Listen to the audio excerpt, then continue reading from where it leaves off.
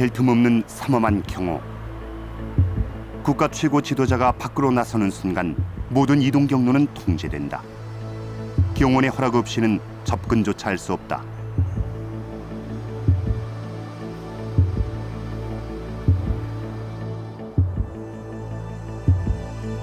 (1791년) 정월 18일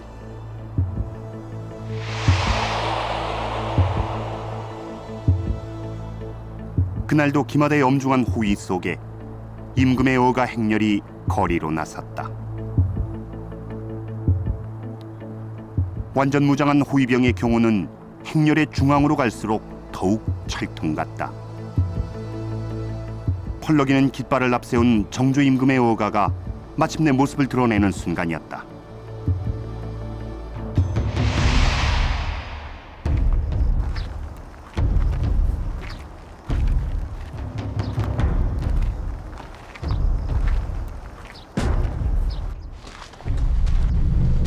바로 그때 정조의 어가를 멈추게 하는 사건이 일어난다.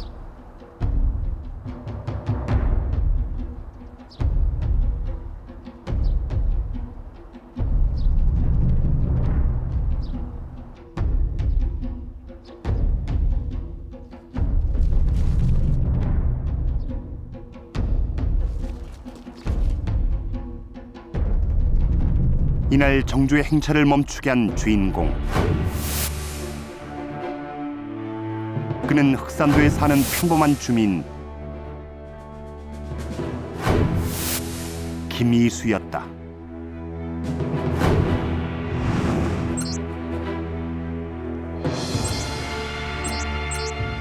흑산도의 험난한 바닷길을 건너와 정조 임금을 만난 김이수. 그는 어떻게 정조를 움직인 것일까?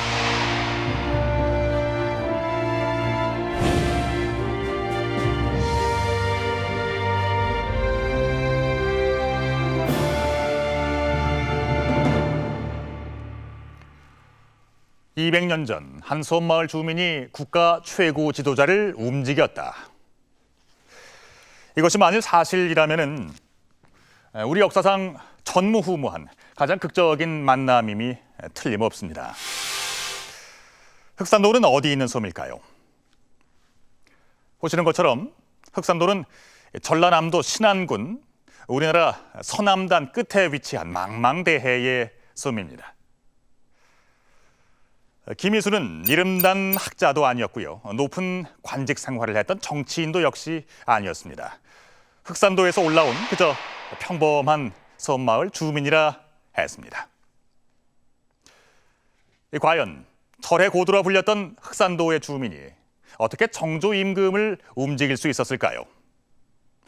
지금부터 그 수수께끼를 풀어보겠습니다.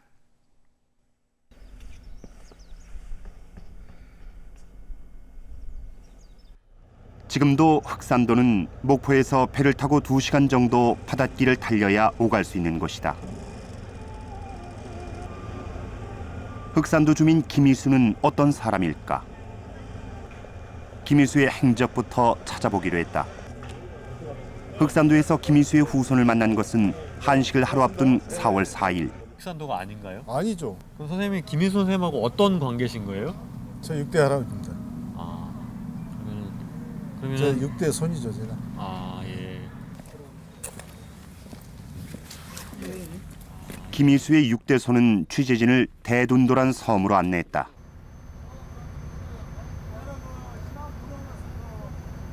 흑산도 본섬에서 북쪽으로 3.2km. 대둔도는 200여 가구 남짓한 작은 부속 섬이다. 김이수는 이곳에서 나고 자랐다고 한다. 방금 도착했어요. 예, 그랬어요. 예.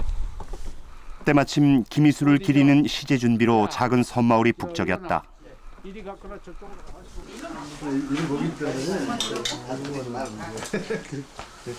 마지막 배가 도착할 때까지 후손들의 발길이 이어졌다.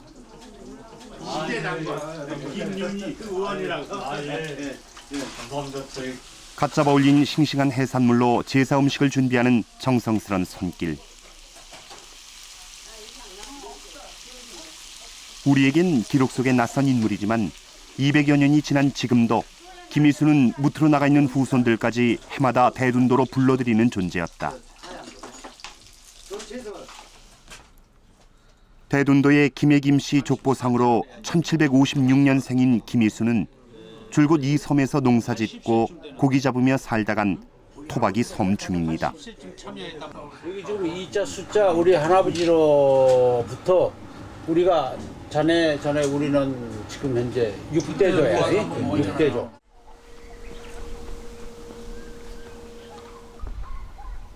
그런데 대둔도 일대에는 평범한 섬 주민들과는 다른 예사롭지 않은 김희수의 흔적이 남아 있었다.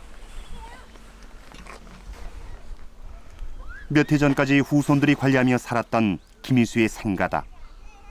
대체적으로 여기 조금 보시면 이게 토담하고 이 나무 이 석가래 중돌이 나무 이 저 고배나무 이런 것들 몇 가지는 그 자재가 흔적이 아직도 남아 있는 것 같습니다. 그럼 여기에 선생님 그러면 전에 언제 와보시고? 주민들이 김희수에게 준 섬도 있다. 김희수가 정조 임금을 만나 흑산도의 민원을 해결하자 그 보답으로 중죽도의 해산물 수확권을 주었다는 것이다. 중직도 전체에서 생산되는 해산물을 즉 예를 들어서 건각이라든가 파래라든가 미역이라든가 여러 가지 나오지 않겠습니까? 그러한 것을 전체적으로 수확권을 하사받은 겁니다. 힘차게 밀어. 한식날 아침 김희수의 묘소로 가기 위해 후손들이 부둣가로 나왔다. 바리바리 준비한 음식을 배에 싣는 후손들. 김희수를 기리는 시제를 지낼 때마다 벌어지는 풍경이다.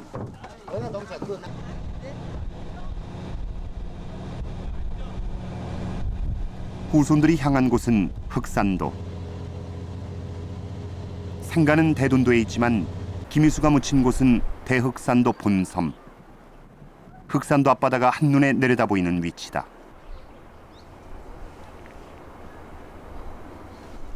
조심히 가야 돼. 여기 극장사 조심히 조심하요. 후손들로 쏜 배를 타고 오가야 하는 번거로운 곳에 김희수의 묘지가 조성된 데는 특별한 이유가 있었다. 김희수가 세상을 떠났을 때 흑산도 섬 주민들 모두가 그를 기리고자 하여 이곳에 주민장으로 모셨다는 것이다.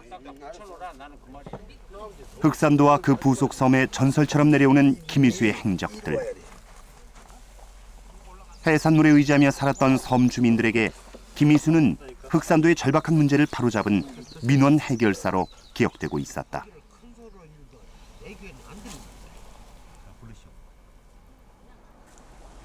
후손들에겐 험난한 바다를 건너 한양까지 올라가 임금을 만난 자랑스러운 조상이었다.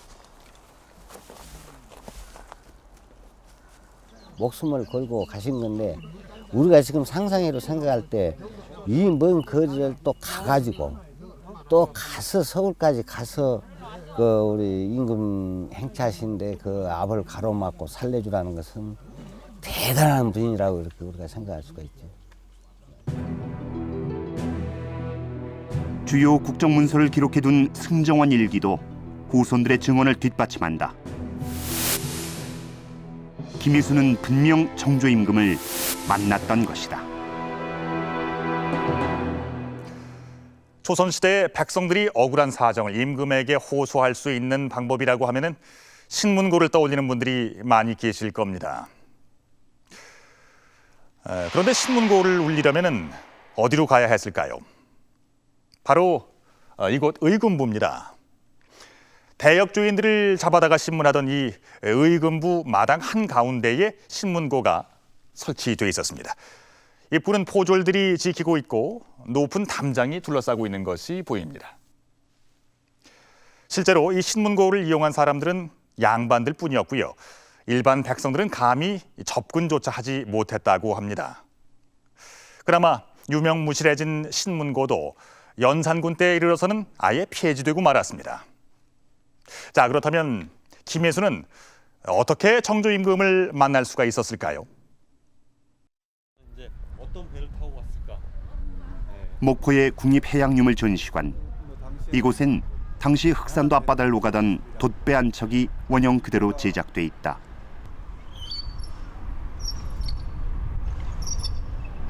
김희수는 이런 돛배를 타고 험난한 바닷길을 건너 무트로 나온 것으로 추정된다.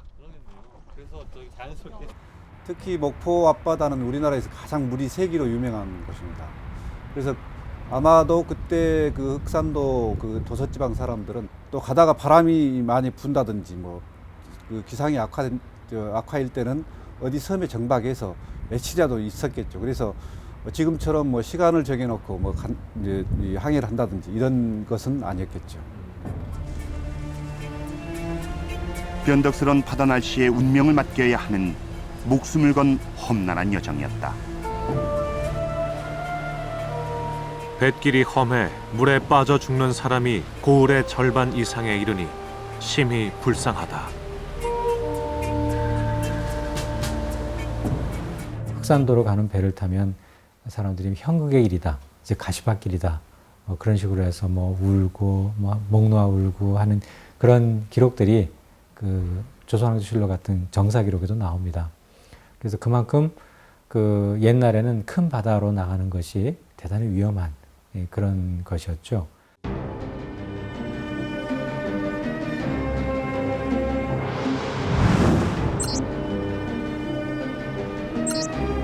구사일생으로 무태 올라도 목포에서 한양까지의 거리는 414km.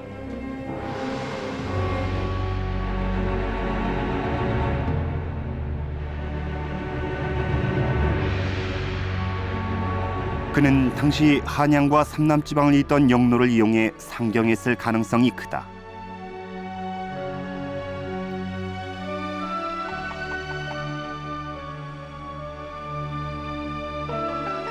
정조 임금을 만나기 위해 김희수는 오로지 발품을 팔아 그 먼 길을 걷고 또 걸었다.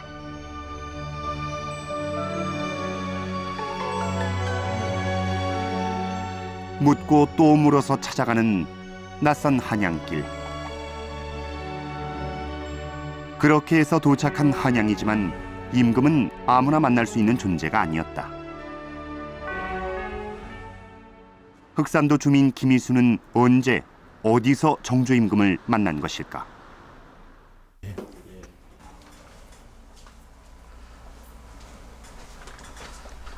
김희수의 5대 손이 우리의 의문을 풀어줄 귀한 유물을 간직하고 있었다.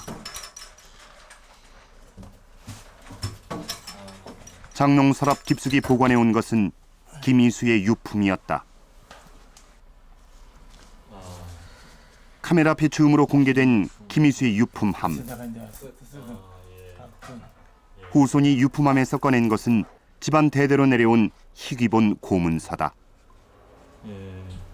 전이라고 돼 있잖아요. 고문서는 김희수와 함께 흑산도 문제를 해결하려고 관청을 오갔던 동료들이 쓴 김희수 전기였다. 문서엔 김희수의 행적을 밝혀줄 중요한 단서가 들어있었다. 목내 금 정월 18일. 김희수가 정조를 만난 날짜가 기록돼 있던 것이다.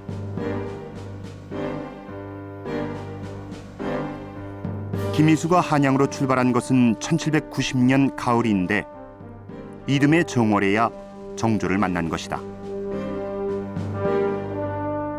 김희수 전에는 그가 정조 임금을 만나기 위해 한동안 한양에 머무른 것으로 돼 있다. 김희수는 한양에 머물다가 해가 바뀐 다음에야 정조 임금을 만난 셈이다. 그런데 김희수 전기에서는 어디서 어떤 방법으로 정조를 만났는지에 대한 기록을 찾을 수가 없었다.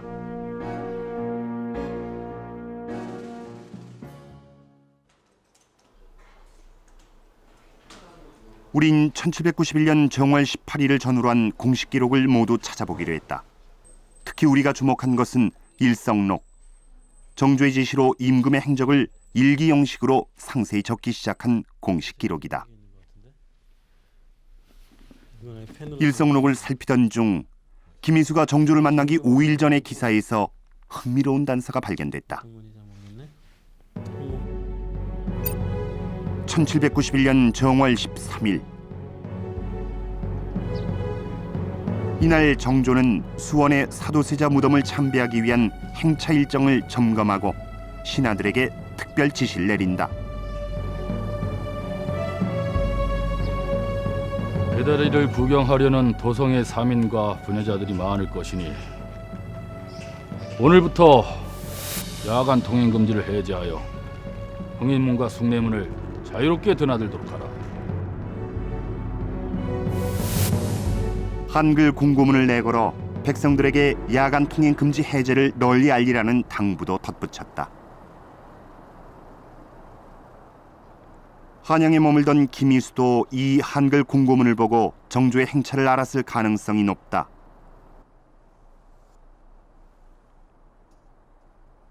어떤 모습을 묘사한 건가요? 이거는 그 정조의 행차 장면을 8폭 병풍에 담아놓은 정조대왕 능행도에 그 실마리가 들어있다. 이 배를 각각 한 척씩 한 척씩 이렇게 이어가지고 지금 그 팀 스프리트라든가 이거 군사 훈련하는 것처럼 똑같은 그때에도 이렇게 그 한강 도하를 했다라는 것을 보여주고 있는 그런 그림입니다. 정조의 행차가 한강을 건너는 모습을 담은 장면이다. 한강 남북단에 400여 척의 배를 연결해 만든 거대한 배다리가 놓여 있다. 정조의 행차가 지나가는 배다리 주변엔 수많은 백성들의 모습이 보인다.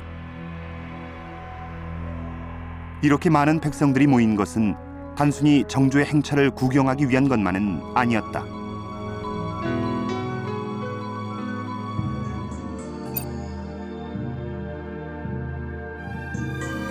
김희수가 정조를 만나기 4일 전, 일성록에는 정조가 주교 탐정관을 다시 만난 자리에서 특별한 관심을 보인 기사가 나온다. 한강을 건널 배다리를 미리 보니 그 모양이 아주 장대하였사옵니다. 또한 다리마다 단청을 칠해 놓아 매우 아름답기까지 하였나이다. 관광민들이 미리 많이 와서 기다리고 있다는데 과연 그러한가? 예, 그렇사옵니다. 그러니까 정조는 자기의 행차를 백성들과 만남의 계기로 삼기 때문에 가능하면 백성들이 자기의 그 움직임에 많은 백성들이 나와서 관람하고 또 그걸 관광이라고 표현할 정도로 많은 사람들이 와서 봅니다. 그리고 이제 그 또 심지어는 자기의 행차에 백성들이 와서 그 보는 것을 금지하지 말라. 구중궁궐 속에 있던 국왕이 밖으로 나오는 거, 백성 속에 들어가는 거죠.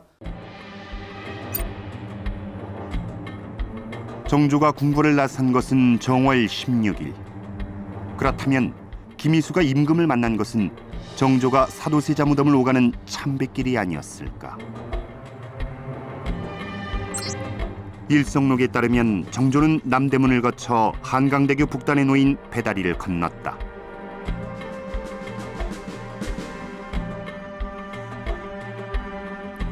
그리고 과천에서 휴식을 취하고 곧장 사도세자 무덤이 있는 수원으로 향한다. 하지만 이 과정에서 백성들을 접촉한 기록은 없다.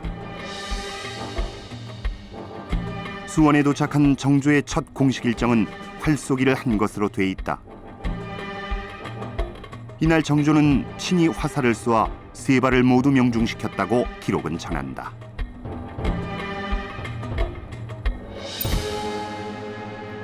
사건 하루 전인 17일, 정조는 혈융원을 참배한다. 혈융원은 뒤주에 갇혀 억울한 죽음을 당한 정조의 아버지 사도세자의 무덤이다. 혈융원 참배를 마친 뒤 수원부에 거주하는 사람들을 위한 특별 과거 시험을 실시했다. 그런 다음 즉시 환궁하겠다고 밝힌 정조는 또 하나의 중요한 지시를 내린다. 혈룡원 입구에서 숭례문까지 상언을 받도록 하라. 환궁길에 백성들의 민원을 받겠다는 지시였다. 그를 아는 사람들은 상소를 올리고 그를 모르는 백성들은 꽹과리를 울려 격쟁을 하라고 허락한 것이다. 격쟁, 소리를 내는 거죠. 격쟁이라는 건 이제 꽹과리를 두들긴다는 건데 그렇게 하면서 이제 소리를 내고 그러면서 이제 여러 가지 이제 왕이 그럼 저게 무슨 소리냐, 왜 저런 소리를 내냐 이제 관심을 갖게 되죠. 그러면 이제 그런 것들을 방법으로 해갖고 이제 자기의 억울함을 호소하는 방법인데. 자신의 민원을 호소할 길 없던 백성들이 궁궐의 담장 너머로 꽹과리를 쳐서 왕의 주의를 끌기 시작했다. 정조는 즉위하자마자 권례에서는 물론 자신의 행차길에 꽹과리를 울리는 것을 적극적으로 허용했다. 사건 당일인 정월 18일. 일성록에 따르면 환궁길에 오른 정조의 행차는 과천에 도착해 휴식을 취한다.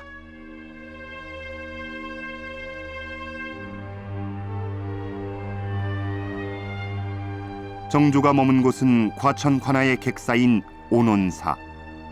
정조가 혈융원을 오가는 참배길에 편안하게 휴식을 취한 곳이라 해서 온온사란 이름이 붙었다.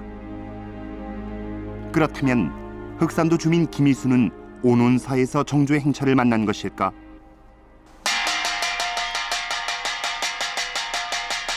꽹과리를 울려 민원을 호소하는 격쟁은 왕의 행렬이 멈춰 쉬어가던 주정소에서 주로 벌어지는 일이었다.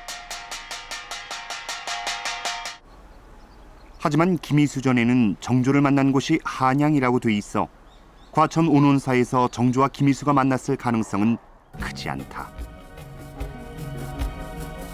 온온사를 출발한 정조의 다음 행선지는 융양봉저정.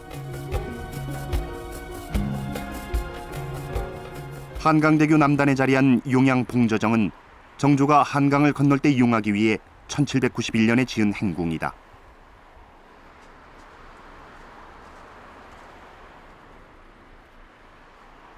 사건 당일 융양봉저정에 도착한 정조는 한강을 건너기에 앞서 식사를 한다.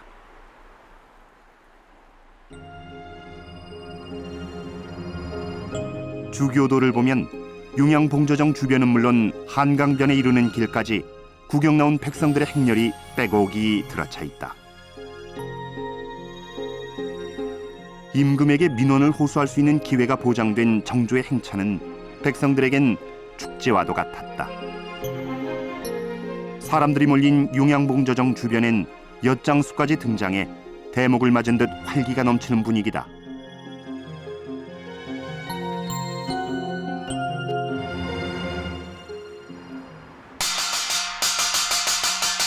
정조의 행차가 두 번째로 멈춘 이곳 또한 꽹과리를 울리기에 적합한 장소였다. 김희수는 정조가 한강을 건너기 직전 마지막 휴식을 취하던 융양봉저정 일대에서 격정을 했을 가능성이 높다. 정조에게 흑산도의 민원을 호소할 수 있는 더없이 좋은 기회였던 것이다. 도성 밖이라고 하면은 아마 그 노량진을 건너기 전에 있는 거기 용양봉저정이 아니었을 것인가 이렇게 생각하는데, 그러니까 격쟁을 받는 방법은 두 가지가 있습니다. 그러니까 그 주정소에서 쉴 때 이제 왕이 이제 뭐 여러 소리가 나오면 상원 격쟁을 받아라 이렇게 하기도 하고, 또 특이한 경우는 행차 도중에 이렇게 격쟁을 받기도 합니다. 또 다른 후보지는 한강을 건넌 정조의 행차가 숭례문으로 가는 도로변이다. 정조대왕 능행도의 한 장면을 보자. 어가가 지나가는 길목을 지키다 민원을 적은 상소를 올리는 사람이 있다.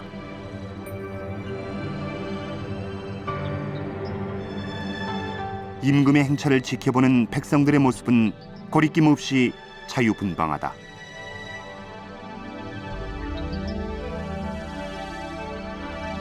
정조 임금의 어가가 지나는 바로 옆에도 한 무리의 백성들이 이것을 지켜보고 있다.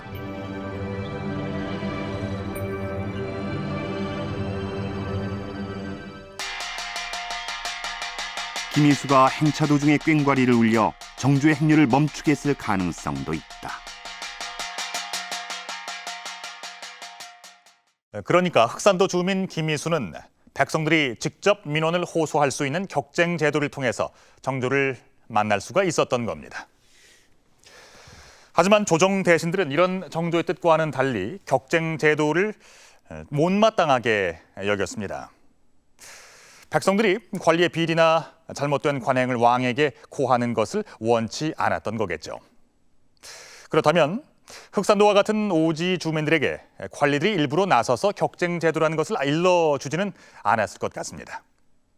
과연 김혜수는 어떻게 격쟁 제도를 알게 됐을까요?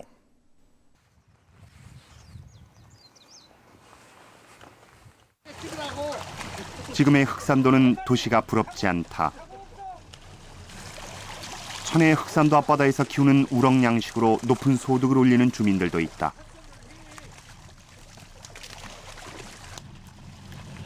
그러나 김희수가 살았던 시대의 흑산도는 끼니 걱정을 해야 하는 가난한 섬이었다. 지금 우리 할아버지 때 선친 때는 솔직히 흑산에서 쌀 서말 먹고 힘들어 1년에 서말 먹기 힘들었대요. 양식하기 전에는 보리 아니면 고구마 뿌리 그러고서 연명하고 살았어요. 힘들었어요. 육산도 양식이 우럭 얼마 안 됐어요. 되면서 생활이 나아졌지. 이제 쭉 하다가 내려다가 관청에 호소한 김희수의 탄원서 초안엔 당시 흑산도의 고통이 절절하게 묘사돼 있다.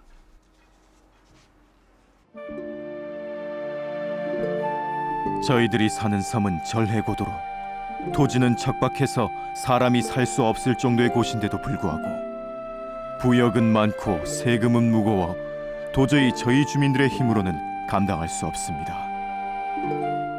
1년에 한 번 고등어를 잡는 일이 있는데 고등어는 성격상 그물에는 잡히지 아니하니 낚싯대 하나로 건져 올리는 고등어가 얼마나 큰 이익을 줄 수 있겠습니까?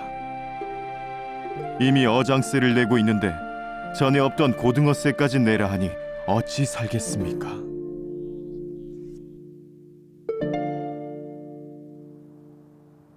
지방 관리들에 의해 갖가지 이름으로 부과된 세금은 먹고 살기도 버거운 가난한 섬마을 주민들을 괴롭혔다. 저희 섬은 본래 노는 없고 산기슭을 일구어 자갈 틈에 씨를 뿌렸으나 지맥이 점점 쇠하여져 흙은 없이 바위만 앙상하게 남으니 소출도 해마다 줄어들고 있습니다. 전에는 이 보리, 고구마를 주식으로 많이 했어요. 그리고 쌀은 조금씩 팔아다 위에다 조금씩 놔서 어른들만 떠드리고. 매년 보리를 추수한 후에 그 땅에 콩을 심어 조금이나마 생활에 보태고자 하였으나 탐관오리들이 보리로 세곡을 받고도 또 콩을 세금으로 받으니 세금 때문에 집집마다 울부짖는 것을 하늘도 알고 땅도 알게 되었습니다.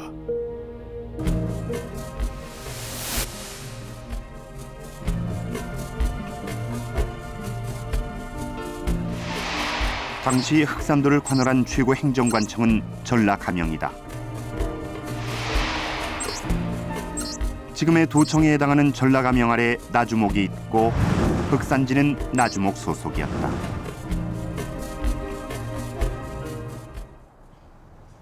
고역을 견디다 못한 김희수는 관청을 찾아다니며 흑산도의 세금 문제를 호소했다.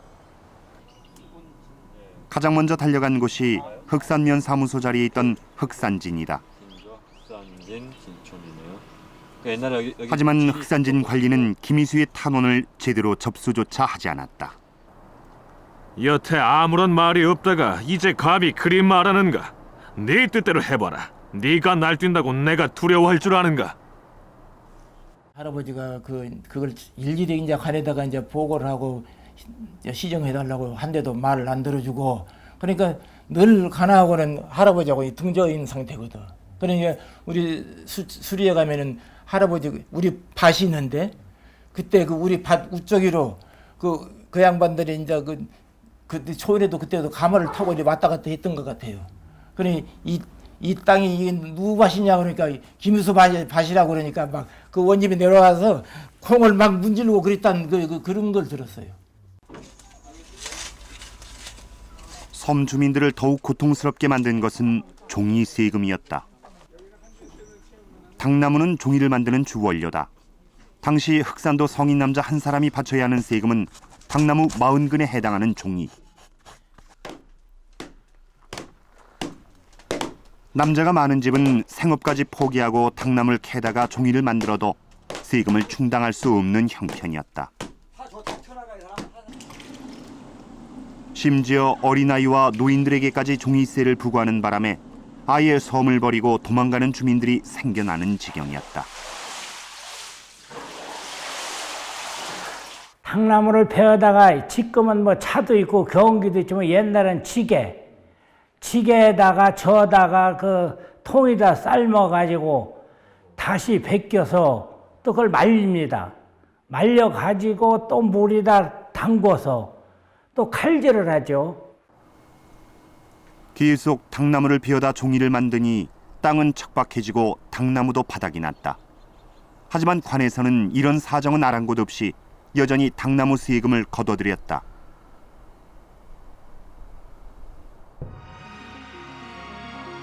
가혹한 고통을 더 이상 볼 수 없었던 김희수는 나주목으로 향했다.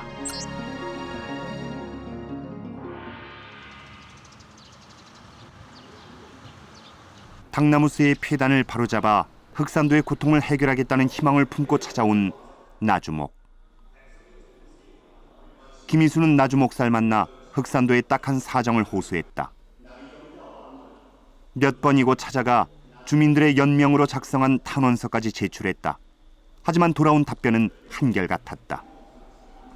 나라에서 정한 오래된 세금 제도를 함부로 고칠 수 없다는 것이다. 그렇다고 포기하고 돌아설 수도 없었다. 흑산도의 운명이 걸린 절박한 문제였다.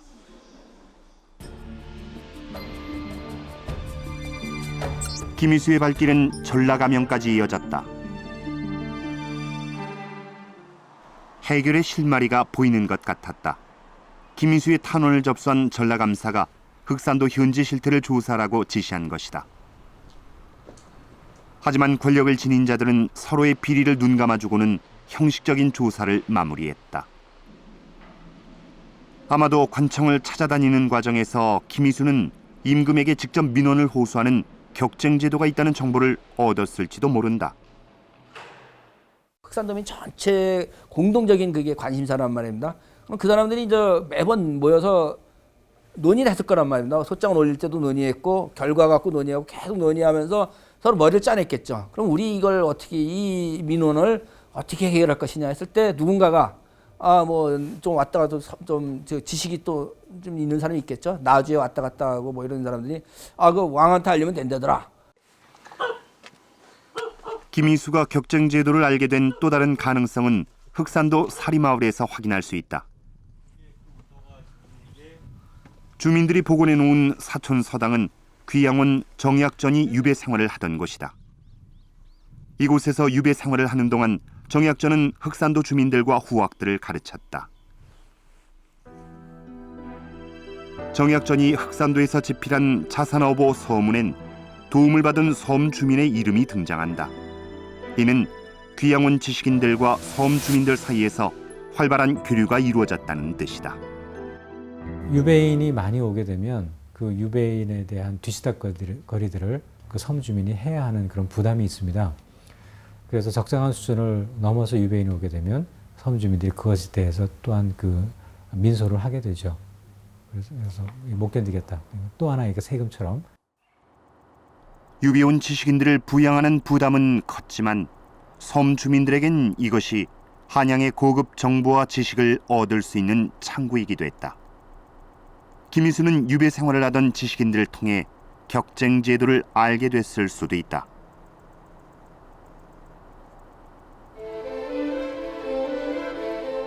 김희수가 당나무수의 폐단을 바로잡기 위해 이리저리 뛰어다닌 것만 2년. 그 시기에 정조는 사도세자의 능을 옮기고 배다리를 놓았으며 행차길의 격쟁을 합법화시켰다. 한양으로 가는 먼 길을 떠나기 전 김희수는 주민들을 모아놓고 이렇게 말했다고 한다. 지금 다행히 성군이 위에 계시니 둔민의 어려운 사정을 놔랜다면 아무리 멀리 있어도 은혜를 입을 것입니다. 김희수가 말한 성군은 정조임금을 가리킵니다. 이는 흑산도 주민들의 등골을 휘게 만들었던 당나무 세금의 폐해를 해결할 유일한 방법이 격쟁밖에 없다고 판단하고 떠났다는 얘기가 되겠습니다. 김희수의 꽹과리 소리를 들은 정조가 흑산도의 문제를 해결하는 과정 또한 매우 흥미로운데요. 자, 지금부터 그 과정을 따라가 보겠습니다.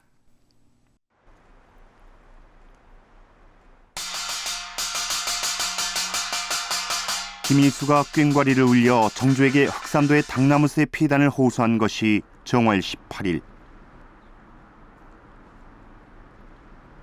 행차 중에 접수한 격쟁 내용은 3일 이내로 조처하는 것이 정조의 원칙이었다. 사건 처리가 지연돼 격쟁한 사람이 피해를 보는 일이 없도록 하려는 배려였다. 정조가 예를 들면 현룡을 갔다 오면은 제일 먼저 밤늦게 이제 창덕궁에 도착하죠. 도착하면 그 격쟁 상황 오늘 한 걸 갖고 와라. 그거 지시를 합니다. 그리고 그걸 처리하고 잠을 잡니다.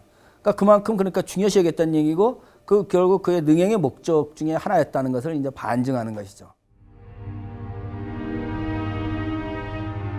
김일수의 격쟁을 접수한 18일 밤, 창덕궁에 돌아온 정조는 격쟁 문서를 검토한다. 격쟁은 구중궁궐에서는 알 수 없었던 지방정치의 실태를 파악하는 방법이자 여론을 수렴하는 과정이었다. 이번 행차에서 접수한 격쟁은 107건. 개인적인 억울함을 호소하는 내용도 있었지만 잘못된 사회 피단과 관리의 비리를 고발하는 내용도 많았다.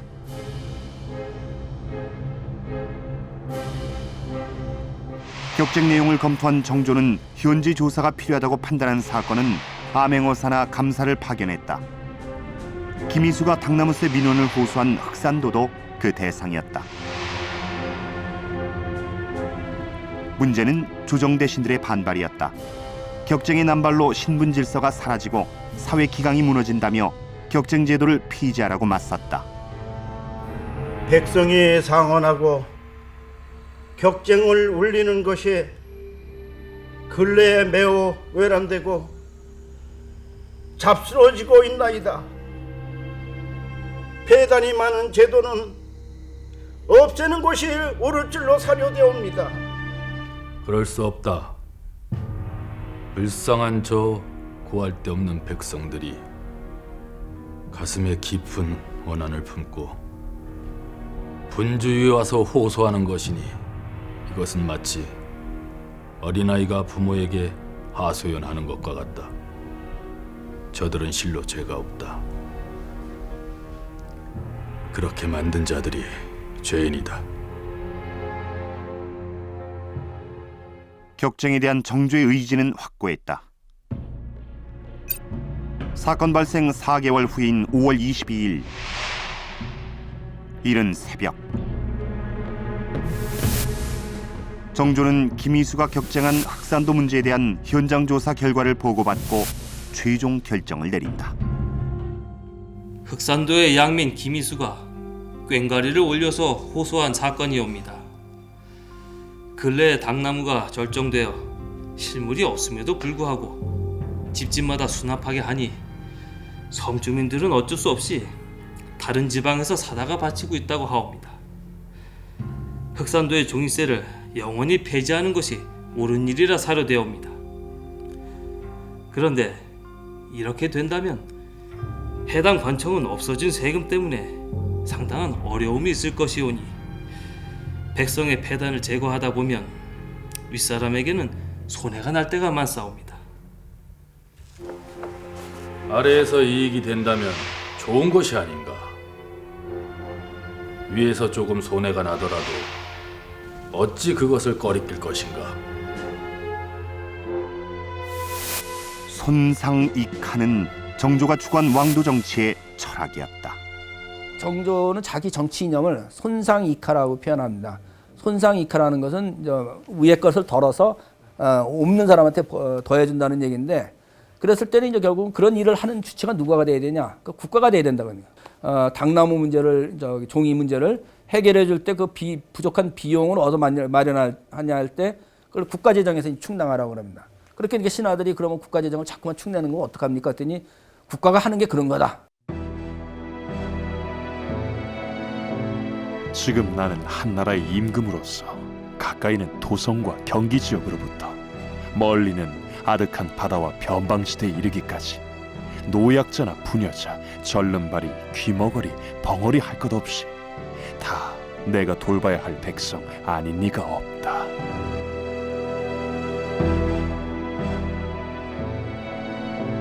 이런 일을 처리하지 못하고서 어찌 사람이라 할 수 있겠습니까? 말하기가 어려운 것이 아니라 듣기가 어려운 것입니다. 제가 한번 해볼 테니 되고 안 되고는 아직 말하지 마십시오.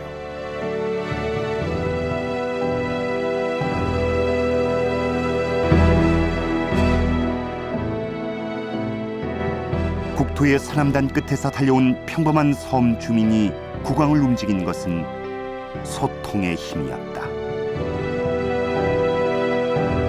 그런 점에서 항상 그 소통이라고 하는 거, 이것은 발전의 동력인 것이고, 소통이 끊기면 항상 나라는 위기를 맞게 되는 거죠. 그건 뭐 조선 후기만이 아니라 어느 시대도 마찬가지입니다.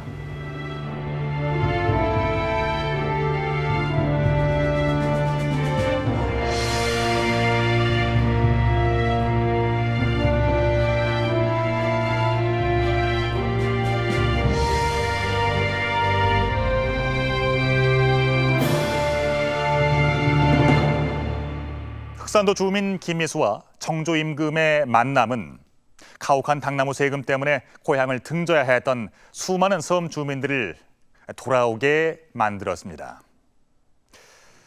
정조 임금의 능행도에 그려진 수많은 백성들의 모습을 보면 제2, 제3의 김미수가 정조의 능행차를 기다리고 또 만났다는 것을 잘 알 수가 있습니다. 하지만 백성들 속으로 들어가 백성들의 목소리에 귀를 기울이는 여론 수렴의 정치는 안타깝게도 정조가 세상을 떠나자 막을 내리고 말았습니다. 결국 소통의 길이 막혀버린 백성들이 그 뜻을 분출하기 위해 선택한 것은 19세기의 밀란이었습니다.